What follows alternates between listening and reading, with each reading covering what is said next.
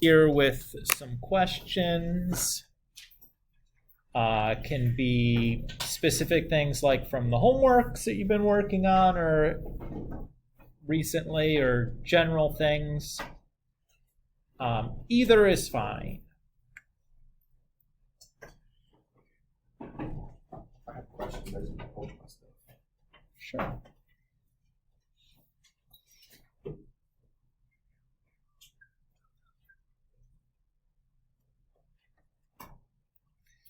Joe.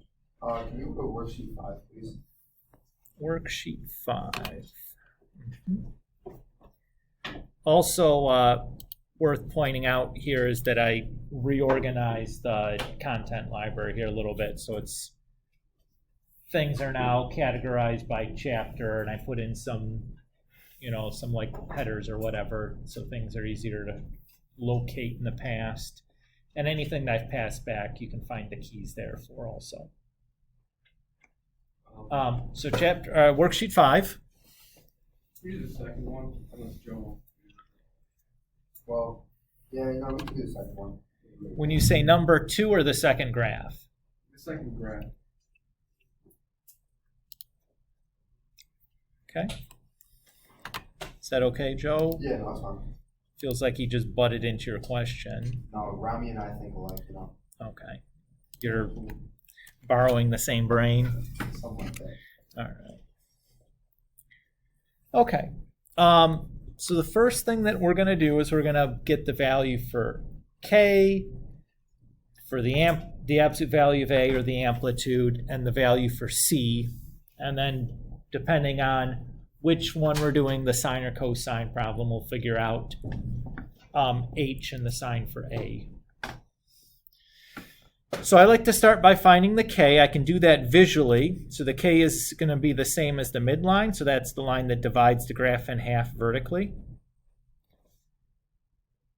So here, we're going through -1 with our midline. So K is -1. Feel okay there? The amplitude is like the distance from the midline to one of these extremes. So we're starting at -1 and we're going down to -3. So we moved 2 units to do that. Next, we'll look at the period.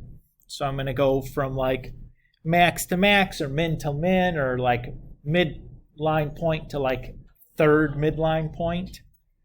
But given my choices here, this seems like the easiest place to pick, where we're going from 0 to pi. So the period is pi units long. And since the period is 2 pi c for sine and cosine, I can solve for c by dividing both sides by 2 pi. And I get that c is 1/2. Rami? Does that mean in the equation C is 2? So in the equation, when I write 1 over c, I'll write 2. Yeah. Okay. Yep.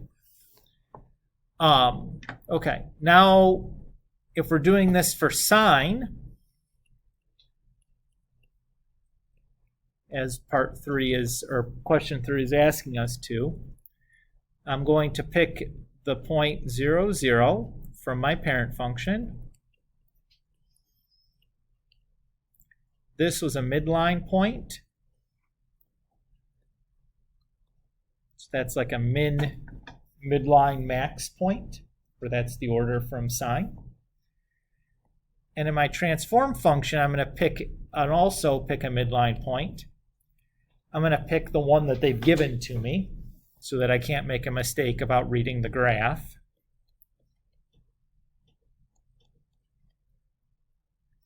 And I notice that this one is a max midline min.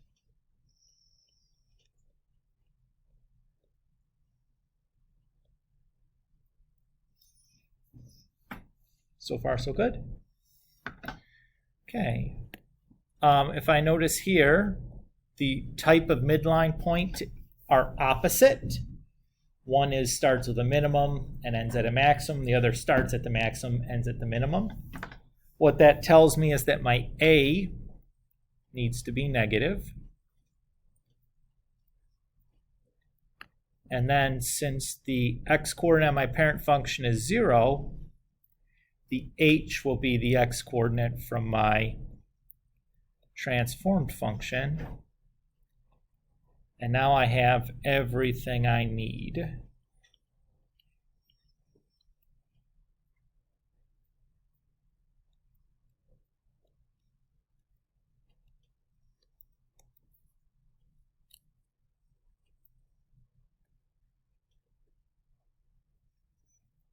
And Rami, as you pointed out here,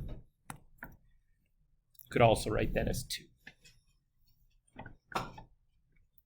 I wrote it in like the least simplified way, so it's easy to see how I'm plugging the numbers into the formula. Since these are basically notes for you guys, right? Joe, is that okay? Bueno. Okay. Who else? Are there others? Just go over like the sinusoid one. So you mean like worksheet 4 problems? Is that what you're asking Yeah. for? Okay. Oops. Oh It's my, gonna be a big test in terms of problems. oh my goodness, what did I do here?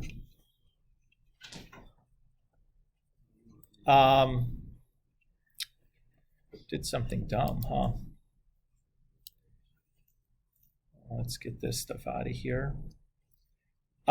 No, because quite frankly, Joe, the problems are rather time consuming, Okay, cool. right? So I can't ask you to do a ton of stuff.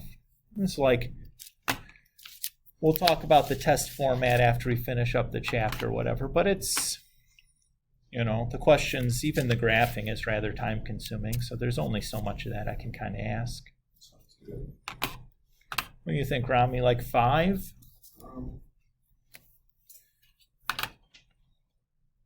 Yeah, I don't think I did 5 right. Okay, let's do 5.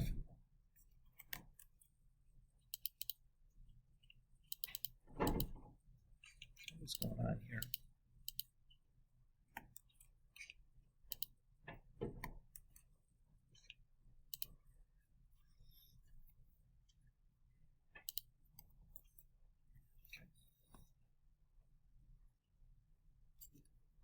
So here it says, find the equation of a sinusoid function that has a maximum at negative 210 and a minimum at 14, negative 18.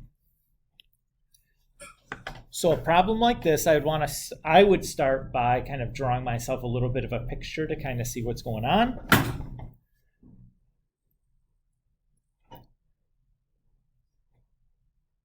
So negative 210 might be up here. And then 14, negative 18 might be down there. We're told that one is a maximum, the other is a minimum. And then I like to draw in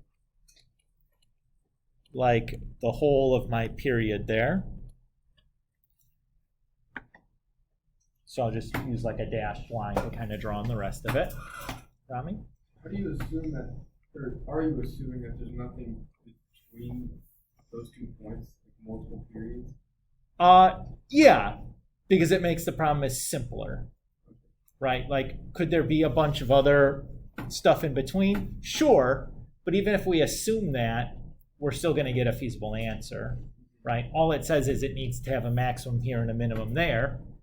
Now, if they're not adjacent, that's fine, but they could be adjacent from the problem, which is, or next to each other like we've drawn here. It just makes the problem a little bit simpler. So could you, like instead of just drawing that in, would it make sense to like cover the distance between the x and y values and actually plot the next point? Sure, you could do that as well if you wanted to.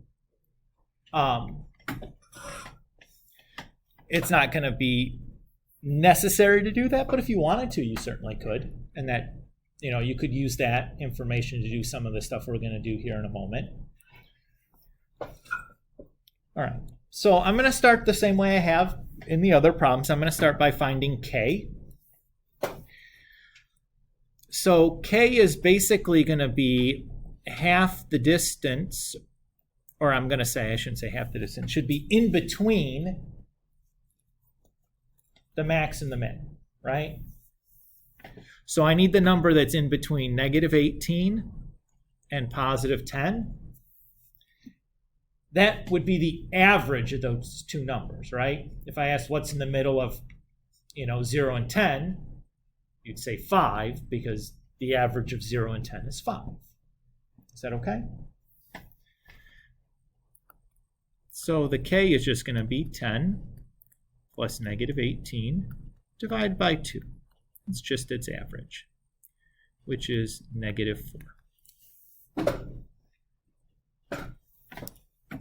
So that basically is telling me that my midline is coming in like right here.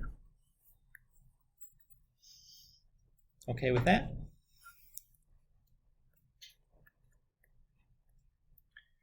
So this distance then, or this distance then, is my amplitude, right? So if I'm going from 10 to negative 4, I had to go down 10 units to 0, and then down 4 more to get to negative 4. So I went down 14 total units. Everybody agree with that? Likewise, if I want to start at negative 18 and I want to get to negative 4, I'd go up 14 units. So I can see that the amplitude then is just going to be 14. Is that okay? Okay. The next thing I'm going to do is figure out how much of a period I have to go from the 2 points that I've been given. So one full period is going all the way from the left end to the right end. So it looks like we've done half a period between the 2 points. That's what I've highlighted in yellow. One whole period is everything that's highlighted. Did you buy that? Just you looking at it with our eyes?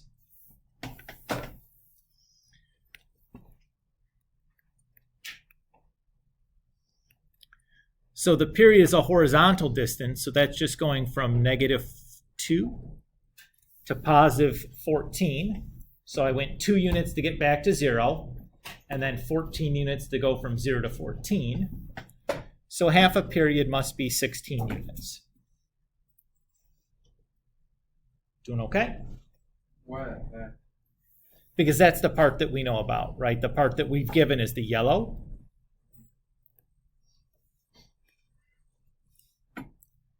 Because the whole way is the full period, so we have like, right? This is 1 period. So we have like half. If you had done what you had described in the beginning, you'd be able to do a full period there, and that would be fine. But you don't really need to do what you described in the beginning. It might be a little bit more work than it's worth to draw that with enough tick marks and everything to kind of sort that out. Joe? No, I was going to ask a question, but it's not. It's a dumb question. I was going to say it's a full period 32 then, but it's like not. Right. That's exactly what we're going to say next. So if I multiply both sides by 2, I get 1 period is 32.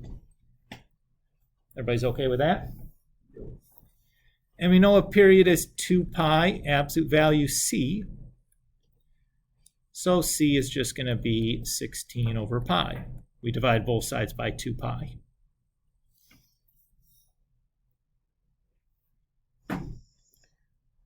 The last thing we need to do is decide whether we're going to write a sine or cosine function, figure out whether our a should be positive or negative, and then find the value for h. So first thing we should do is decide whether we're going to use sine or cosine. Which one is going to be the easiest choice in this problem? Cosine. Good, I agree. Why? Because we're given a minimum and a maximum. because you're given mins and maxes. Exactly right. If you have mins and maxes, we want to use cosine. If you have midline points or midpoints, we'll use those two terms interchangeably. We use sine. Okay, so we're going to use cosine.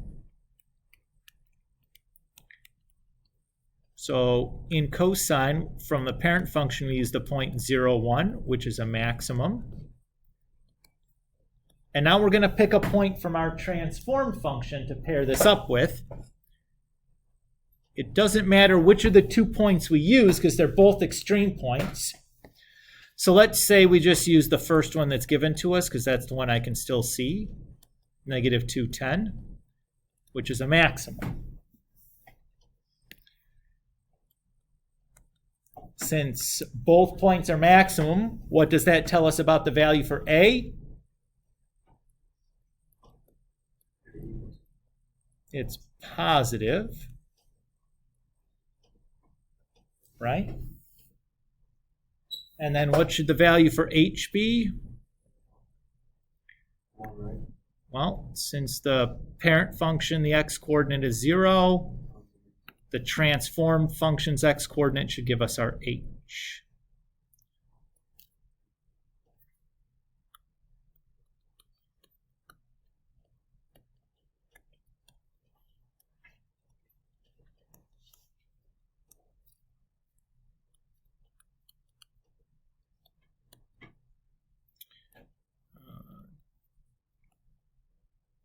So one possible answer could be this. Notice instead of writing 1 over 16 over pi, I just did the reciprocal there.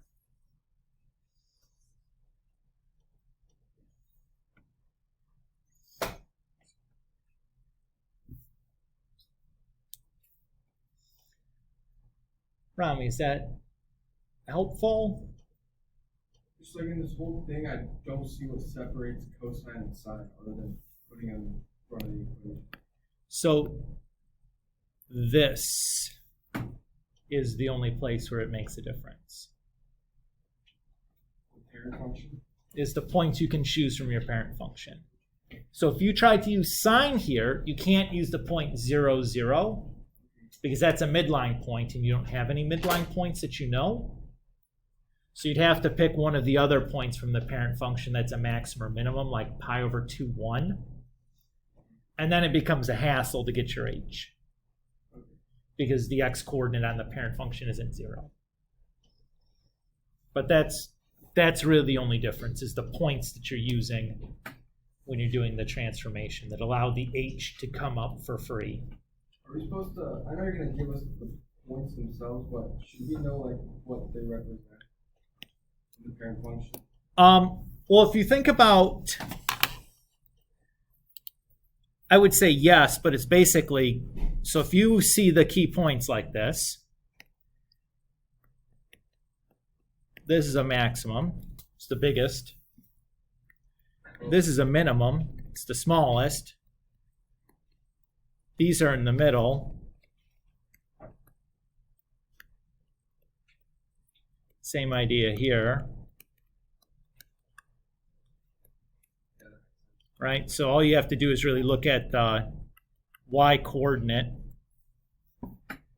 You know, one with the biggest y-coordinate is the maximum, one with the smallest y-coordinate is the minimum, one with a y-coordinate in the middle is a midline point.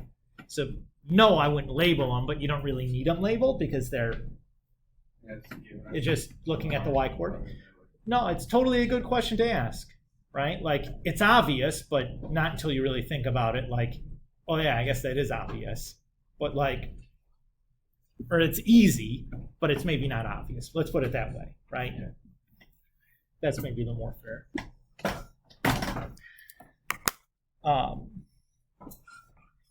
What else do you guys want to talk about? Okay. Well, we'll have a whole review day still, so if there more stuff comes up, we can always talk about more. Today, we're going to finish section 3.2, which is not really different than what we've been doing. Except now my pen has decided not to work.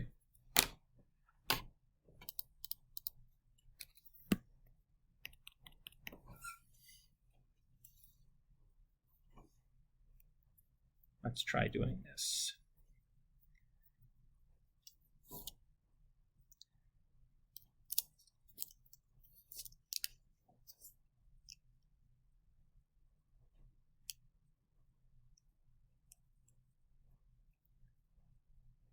Taking the battery out is like the same as a restart, right? And it worked.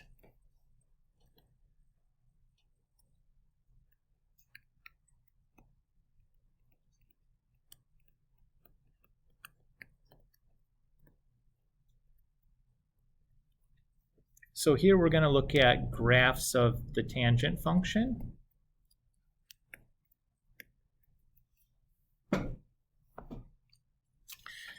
So I'm going to start by building out a table, much in the same way that we did when we talked about sine and cosine.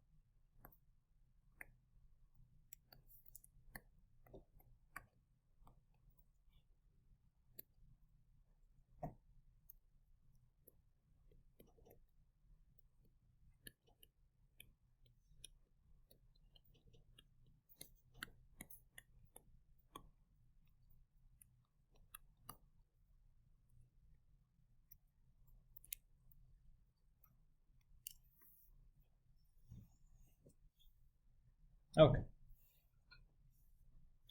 So let's talk about this stuff. Just like before, when we talked about sine and cosine, we're going to go to the unit circle and use that to kind of derive the graph that we're going to be looking at.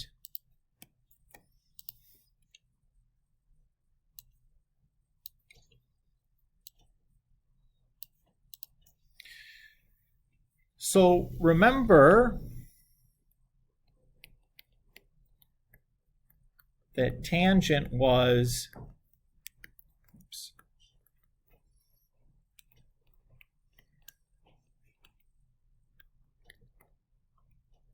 actually we can just do that, was y over x, right? You guys remember that from last chapter? Hope you do, because it comes up over and over and over again. So, different than sine and cosine, tangent is a fraction here, right? It's one number divided by another number.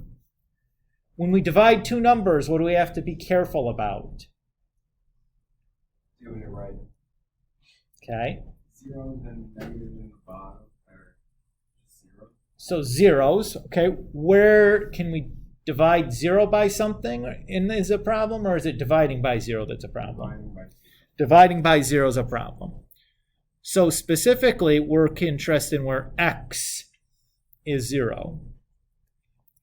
So for example, at pi over 2 and 3 pi over 2, we're going to have something, in this case 1 or -1, divided by 0. When we divide by 0, what do we say it is? Undefined.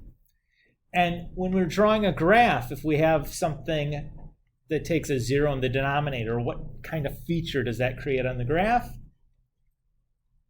We talked about this last year when we talked about rational functions.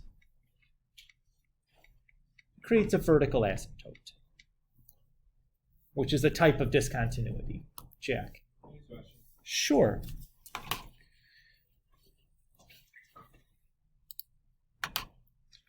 So let's take a look here.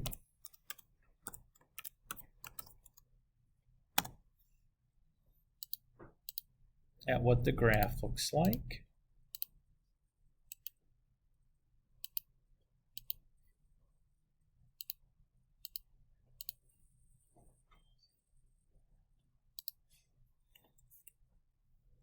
Okay.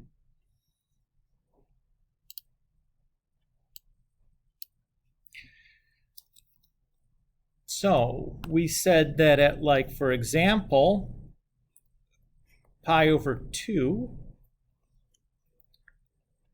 we have a vertical asymptote because the function is undefined there, as well as 3 pi over 2. The function is undefined there.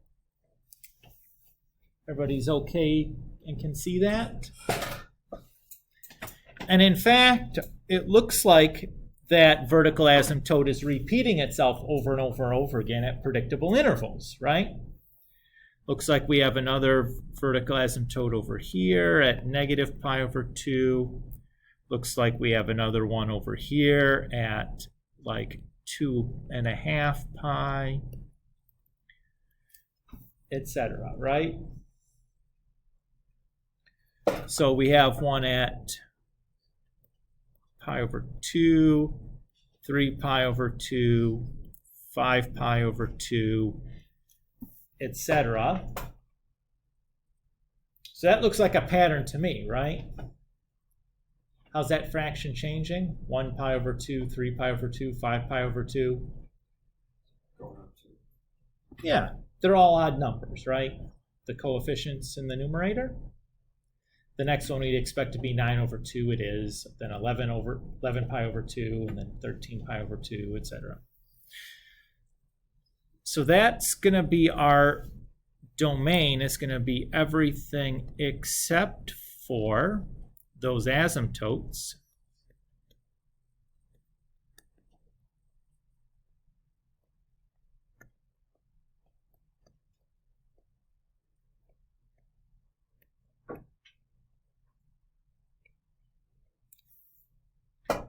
So we'll say that is that the domain is everything except for pi over 2 times n, where n is an odd integer.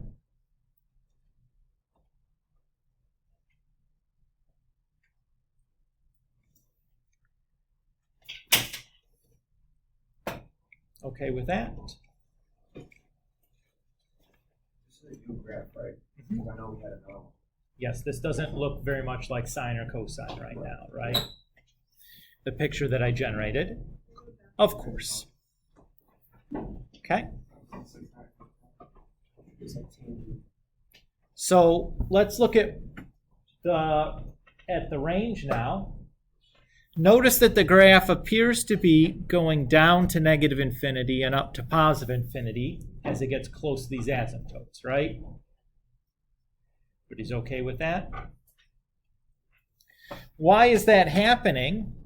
Well, let's look at what happens as our point on our unit circle gets closer and closer to one of those, either 0, 1 or 0, -1. So the x-coordinate is getting very, very small. The y-coordinate is getting close to 1, right? So let's think about when the numerator is 1 and that value at the bottom gets smaller and smaller and smaller, closer and closer to 0. So if I have like 1 over 2, that's 0.5. If I have 1 over 1, that's 1. If I have 1 over a half, that's 2. If I have 1 over 4, 1 over 1/4, that's 4. So as we're getting closer and closer to 0, as the denominator is getting closer to 0, the output of the fraction is getting bigger and bigger and bigger, right? Does that, you guys kind of see that? The denominators went from 2 to 1 to a half to a fourth. The value of the fraction went from a half to 1 to 2 to 4. So that's what's going on here. That's why we're getting, yes, Joe? So the bigger the numerator gets, the smaller the denominator is getting? No, what we're thinking about here is just holding the denominator at 1. Okay. So we're just kind of thinking about this. And then we're just looking at some values for x.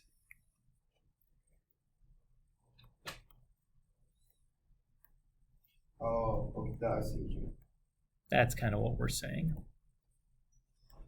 Okay, that makes sense. So the fraction as a whole is getting bigger as the denominator is getting smaller. Or closer to 0, I should really say.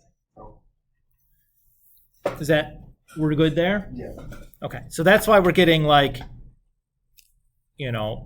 this behavior, because that value for x can become like 0.00001, right? Which is going to be a huge number, 1 divided by that. So what we're basically saying then is the range is all real numbers.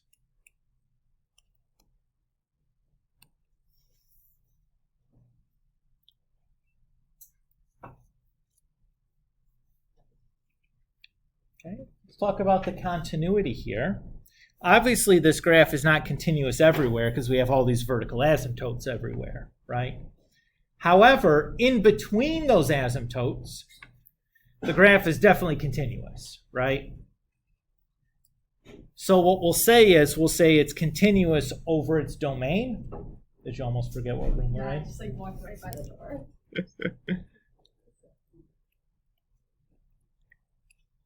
Because in between those asymptotes,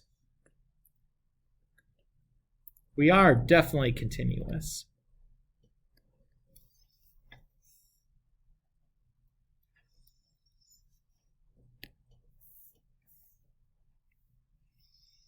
Okay.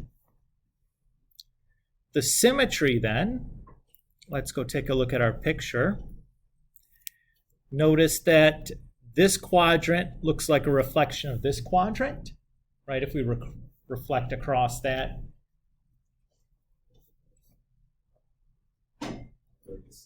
Yeah, so that was indicative of a type of symmetry. It was indicative of odd symmetry when the opposite quadrants are identical like that, or I should say mirror images of each other. Yeah, you have even symmetry? Yes. Is that just like, Cosine was even. okay, yeah, my fault. That's okay. Sine was odd also. Okay. Oh yeah, we did those. Yep. So the amplitude, we said, was the distance from the midline to an extrema, right? Now, if we look at tangent, do we have any extrema?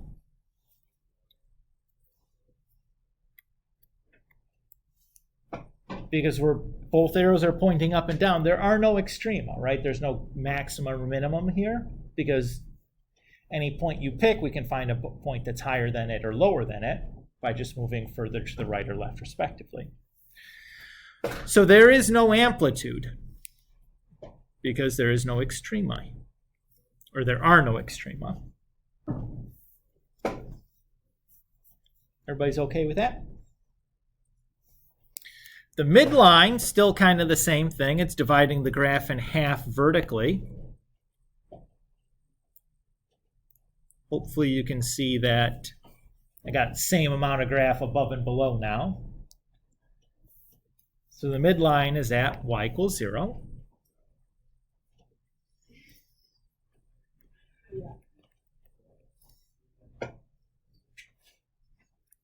The period is like the shortest non-repeating segment of the graph. So if I go from looking at this, basically every time I hit an asymptote, the graph starts over again, right?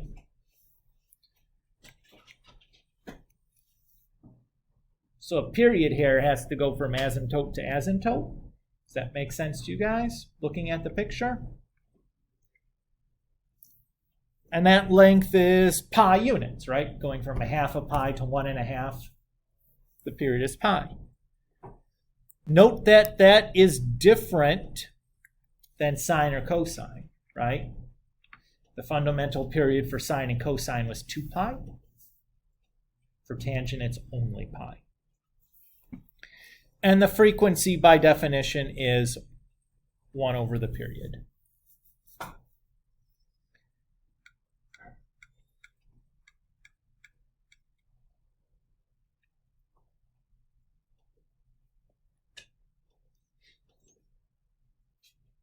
Mr. Code, can you explain the domain again?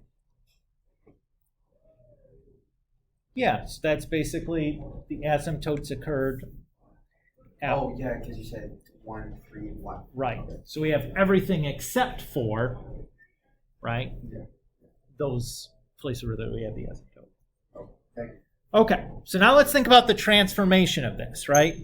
So we can reflect across the x or y, we can stretch vertically or horizontally, we can shift left or right or up and down.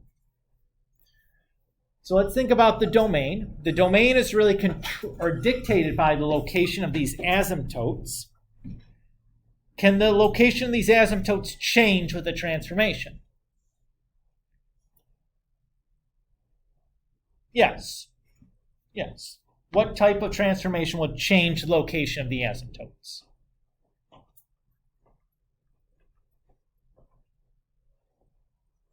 To be a vertical one? So vertical stretch, shrink, or shift. Yeah, because when I move the So- to the right and the left. So you're talking horizontal then. Oh, yeah, sorry, horizontal. So yes, a horizontal stretch or shrink, or a horizontal shift will change the location of our asymptotes. Moving the graph left to right or stretching or shrinking the graph from left to right will do that. Good. I agree. So how will it do that? Remember that C controls the horizontal stretch or shrink, and H controls the horizontal shifting left or right. Remember that the C is multiplicative and the H is additive.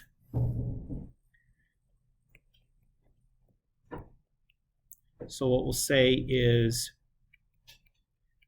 absolute value C times pi over 2 plus H times N,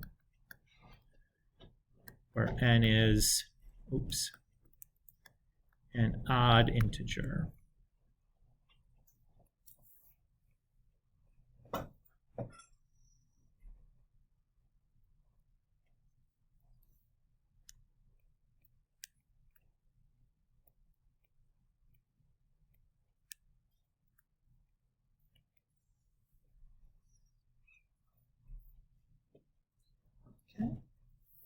The range was all real numbers. Can that change with the transformation? No, right? We have arrows pointing up and down. No matter what you do, reflecting, stretching, shrinking, you're always going to have one arrow pointing up and one arrow pointing down. So that's going to stay the same.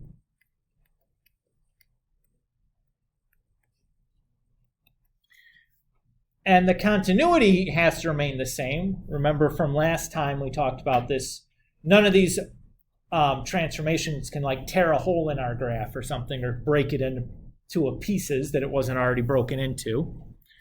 So still continuous over the domain.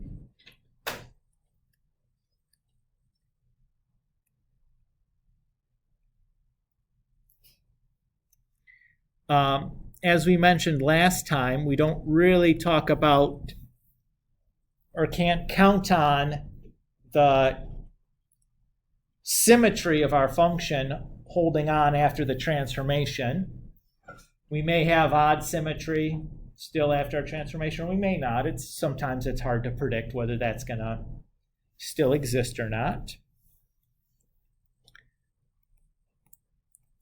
If there was no amplitude before, there's clearly going to be none after the transformation either.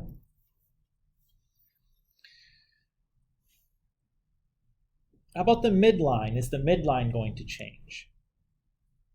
Yeah. Yes. Okay. What type of transformation would change the midline? Good. A translation up or down, which is controlled by k.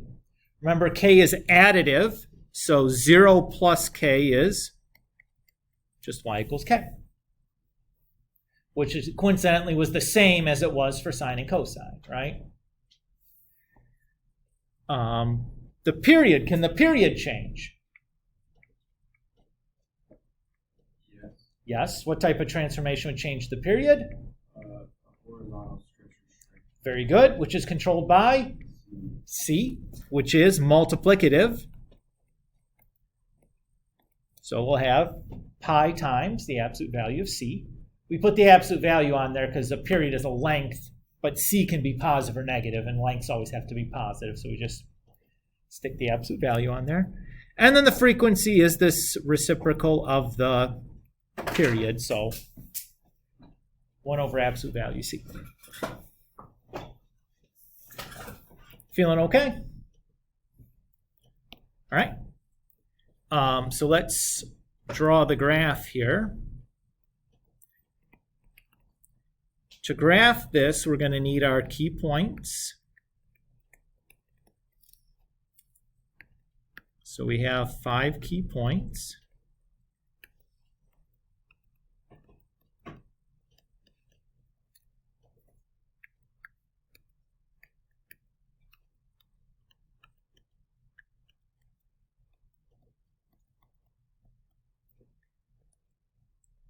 UND is just short for undefined.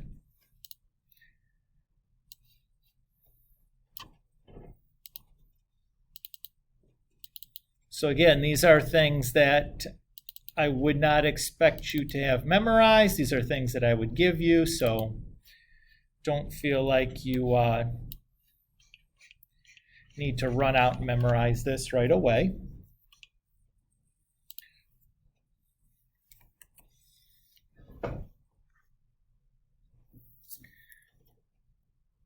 So let's say we want to graph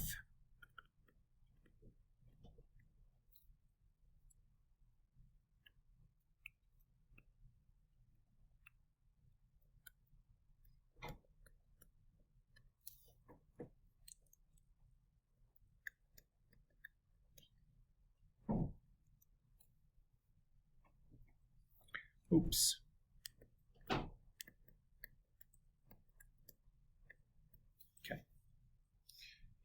So let's say we want to graph y equals 2 times tangent of x over 2 plus pi over 8. First thing I want to do if I'm going to graph something is figure out the values for a, c, h, and k. Before I can do that, though, I have to make sure that I'm in my proper transformation form, which I notice that I'm not, right? So let's begin by factoring inside of that tangent function. So what am I going to be factoring off? 1/2. A 1/2. Good. When I factor off the 1/2, what's left? Pi. Very good. Is the equation pi over h? Parent function. It's just minus h. Oh, so pi over 4 is h. Negative pi over 4 is h. Okay. Yes. So my a is 2. My c is 2. My h is negative pi over 4. And my k is 1. We doing okay on that? Yes, sir? gonna be a dumb question, but so to get rid of the factoring which you did, so did you basically just divide by 2 to get rid of the 2, and then you did 1/2, and then the 8 became a 4 because 8 divided by 2 is 4? Or is that the wrong way to think about it? Yeah, you can think about it that way. Think of it like, okay, just making sure. That's okay. If the fraction were something a little bit more complicated, that might get you in trouble thinking about it that way, Okay. but it's okay. All right. The easy thing that I like to do just for a check is I just want to make sure when I distribute it back through that I get the same thing I started with, Okay. which is the nice, easy way of like whatever way you figure that out, Right, and you do get the same thing. you do get the same thing. Okay. Okay. All right, so we'll write our transformation map. So we have Cx plus H, and then Ay plus K. So we have 2x minus pi over 4, and then 2y plus 1. And I'll copy down my key points. By the way, UND is just short for undefined. Guess I didn't mention that explicitly. Let's do that now.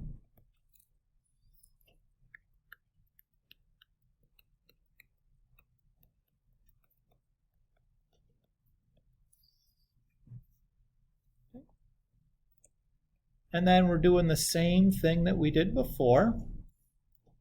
So I'm going to take my value for x, plug it in, take my value for y and plug it in. Negative pi over 2 times 2 is negative pi. And then minus 5 or minus pi over 4 is negative 5 pi over 4. And then no matter what you do to something that's undefined, well, that thing still stays undefined, right? So you even graph that point, or what? Yeah, we'll draw the graph here in a moment.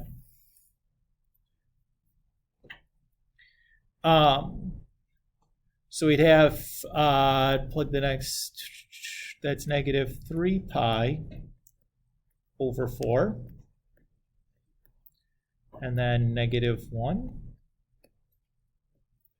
And then that's negative 1 pi over 4, positive 1. And then that is positive pi over 4, 3. And then 3 pi over 4, undefined.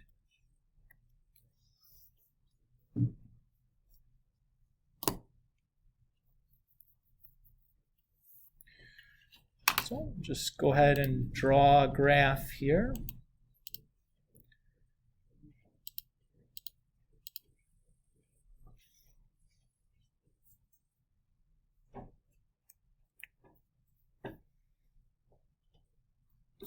So I'm going to go ahead and put in my asymptotes. So negative 5 pi over 4. It's right here. And then negative or positive 3 pi over 4 is here.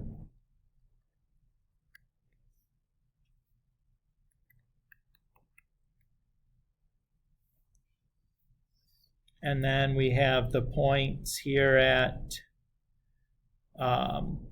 3 pi or negative 3 pi over 4 and negative 1.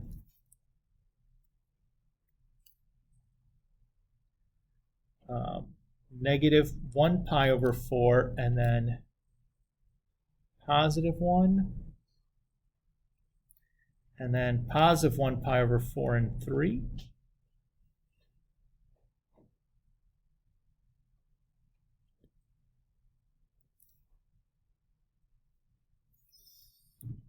So there's that.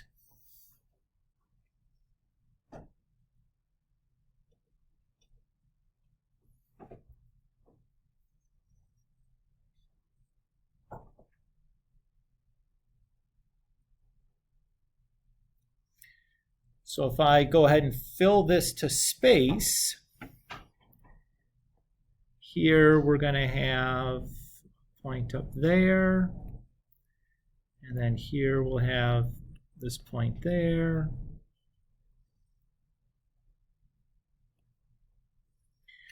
And then over here we'll have that point down here, the point in the middle, and then the point at the top.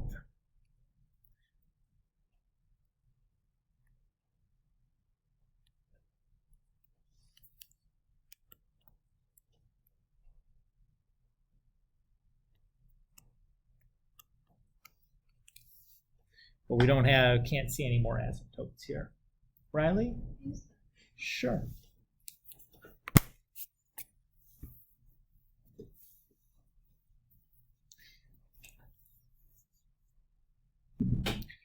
Is that okay, what we did there, graphing?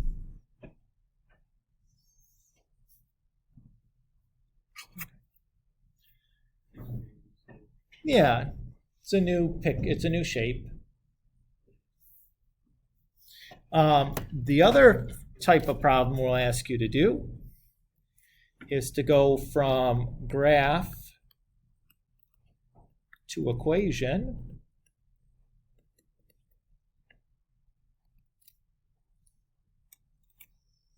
Oops. Grab it again.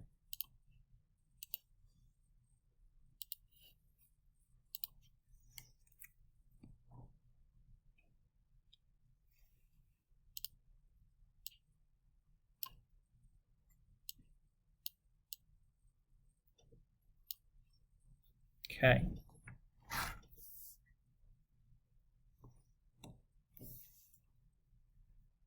So I'm going to handle these problems almost identically to how I handled the problems when we did the sine and cosine version.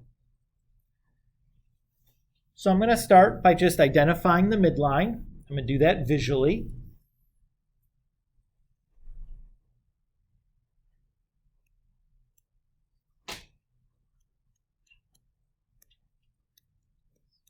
And because the midline is still k, I get that for free, basically, just by looking at my picture. So the amplitude, or the value for A, there's no amplitude, I should say. The value for A we can find by looking at the distance between that one of those other points to the midline. So in this case, that's just 1 unit.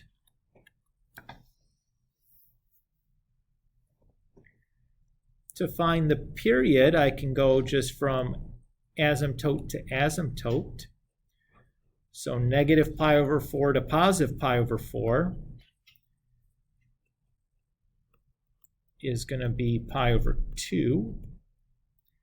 Now remember, the period for tangent is just pi times c. So if I divide both sides by pi, I get c is 1/2.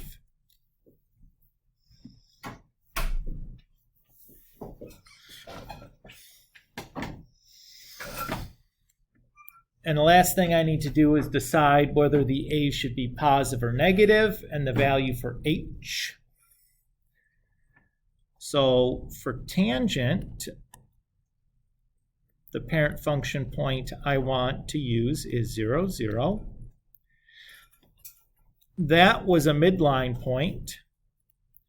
But remember, there's going to be more than one possible midline point. So I need to care about what's happening before and after it. So remember here, when we looked at the parent function, to the left, the graph pointed down, then we had 0, 0, and then to the right of it, the graph pointed up. So that's what we're going to use to decide our A.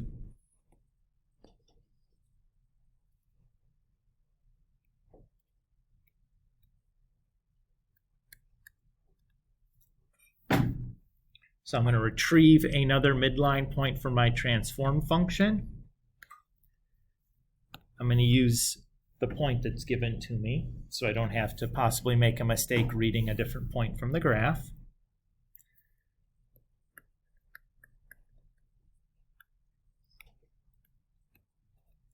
And I notice to the left the graph points down, and to the right the graph pointed up.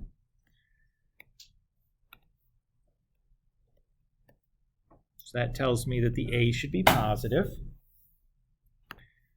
And since the x-coordinate on the parent function is 0, the h should be the x-coordinate from the transform function. And now I have everything that I need.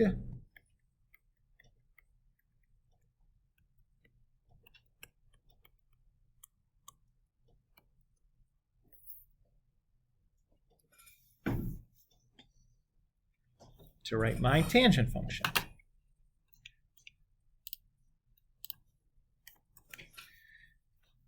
Let's do one more of those, and then we'll call it a day. How's it sound? That sound to you guys? Bueno. But again, like, is this massively different than what we've been working on? That's super different, but the graph is Yeah, it's more. The graph is different, but the procedures have been basically the same, right? Yeah. Which is nice. At least that part of it, right? Just gotta get used to the asymptote again. Yep. Just, Yep. Okay. So what's the K for this one? What is? K? Yeah. What's the K? well, we have to find the midpoint, or the midline. Right? Mm-hmm. The KB2. Yeah. Very good. So that's our midline. So I know that K is equal to 2. Okay. What's our absolute value of A gotta be? What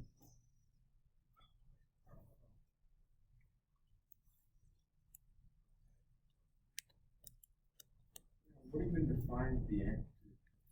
So it's not an amplitude, but we're just looking at the distance between, say, those 2 points. So you'll always be given like 3 points in the middle there. 2.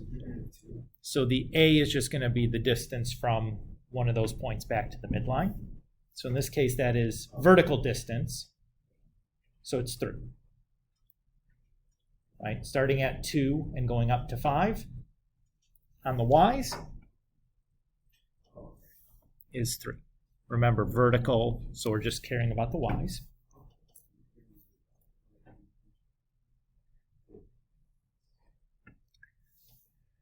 Okay. Next thing we want is the period. What's the period going to be? The space between the asymptote. Yeah, very good. So this is our period. And in this case, that period is pi units. Right? We've gone from 0 to pi.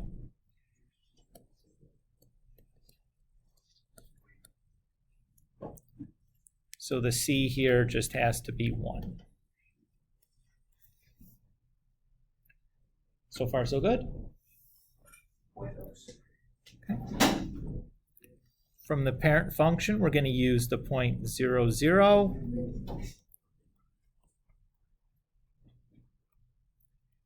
What point should we use from the transform function?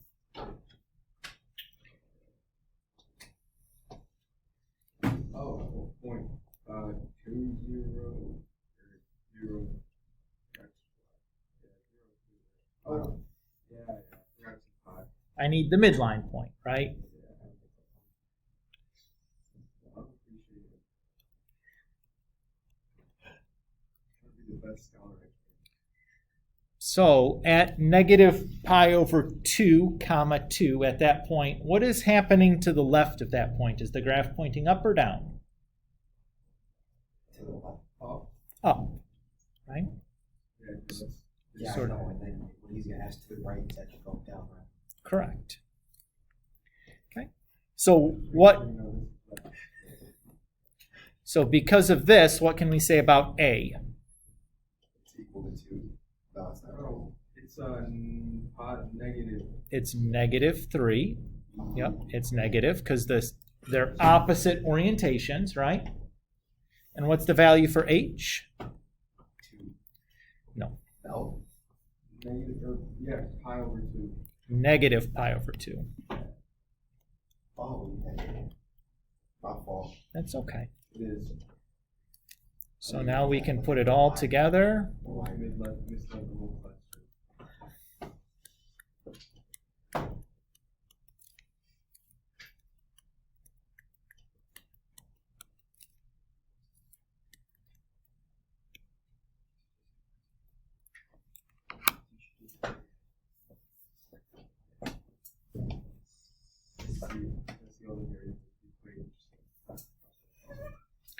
Okay. We'll stop here.